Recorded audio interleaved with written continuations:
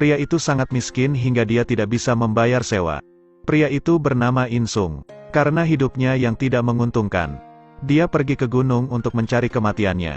Dia tidak sengaja mengambil sebuah ponsel. Tiba-tiba ponsel itu terbuka dengan sendirinya. Ponsel itu mengatakan bahwa dia adalah seorang CEO. Orang malang ini dibuat terkejut oleh ponselnya. Ketika telepon itu melihatnya tidak percaya padanya.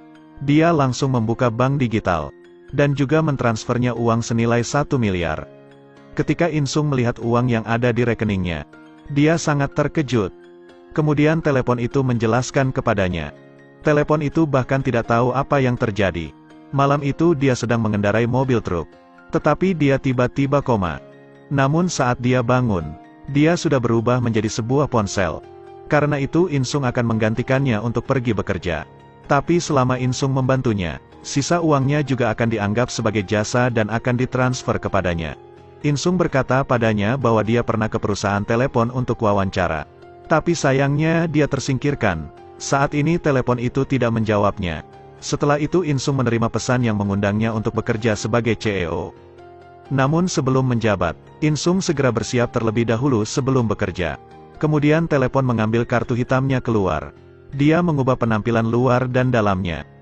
Kemudian membeli jam tangan dan kacamata hitam. Dan setelah semuanya telah siap, telepon itu memperkenalannya, karena pendiri perusahaan jatuh sakit. Jadi orang yang memegang posisi utama adalah putrinya bernama Mirane. Tapi bagaimana jika dia berjuang untuk kendala terbesar dalam waktu yang dekat? Dan dia adalah wakil presiden dari perusahaan milik pamannya.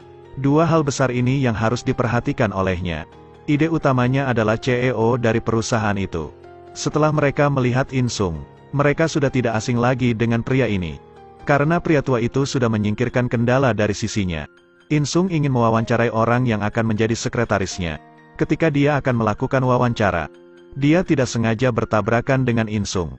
Dan dia akan mengarahkan Insung menuju ke kantornya. Kemudian Insung dengan perasaan senang datang ke kantornya. Ketika melihat kata CEO di pintunya, dia langsung tertawa. Ini adalah hari pertama Insung bekerja. Karena dia sibuk dengan ponselnya. Dia tersandung dan terjatuh. Saat ini, manajer pemasaran yang melihatnya langsung memarahi petugas kebersihan itu. Lalu Insung teringat masa lalunya yang pengecut. Dia telah dihina berkali-kali. Setelah dia menjadi CEO, dia tidak ingin seperti dulu lagi. Dia berbalik dan menghampiri manajer departemen pemasaran.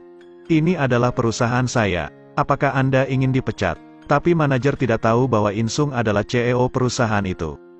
Dia dengan sombong bertanya pada Insung, apakah kau sedang sakit? Lalu sekretaris cantik segera menarik kartu CEO Insung keluar.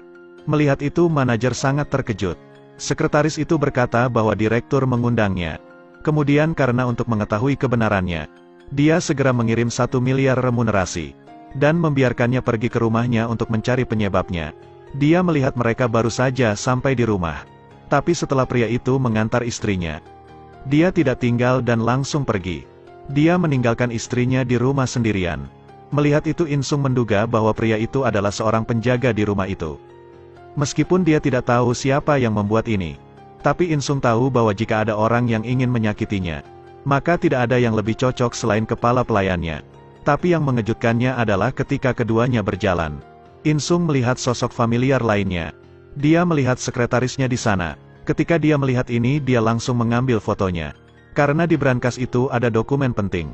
Jadi saat pembantu rumah tangga tidak ada di rumah, dia kembali ke rumah itu untuk mendapatkannya. Karena pemiliknya memiliki kebiasaan tidur lebih awal. Jadi dia hanya perlu menghindari pengasuhnya. Maka tujuannya bisa tercapai dengan mudah. Lalu Insung berlari ke belakang rumah dan berhasil masuk.